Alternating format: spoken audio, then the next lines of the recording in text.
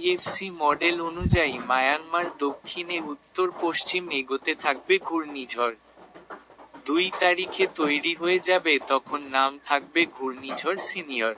উত্তর আন্দামান সাগরে মায়ানমার উপকূলে ঘূর্ণাবর্ত তৈরি হবে।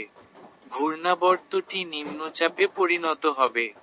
জিপিএস মডেল বলছে উত্তর দিকে এগিয়ে বাংলা উপকূল নিম্নচাপটি আসতে পারে। বাংলাদেশে উপকূল এলাকায় বরিশালে উপকূলবর্তী এলাকায় যেতে পারে। কোন দিকে এগিয়ে যেতে পারে সেটা আবহাওয়া দপ্তর জানায়নি। আগামী সময় গতিপথ পরিবর্তন হতে পারে। ঘূর্ণিঝড় না হলেও নিম্নচাপে পরিণত হবে, কিলোমিটার থাকবে 50 থেকে 60। ইনফরমেশনটি কেমন লাগলো অবশ্যই জানাবেন। চ্যানেলটি ভালো লাগলে অবশ্যই লাইক, কমেন্ট, সাবস্ক্রাইব করে পাশে থাকবেন।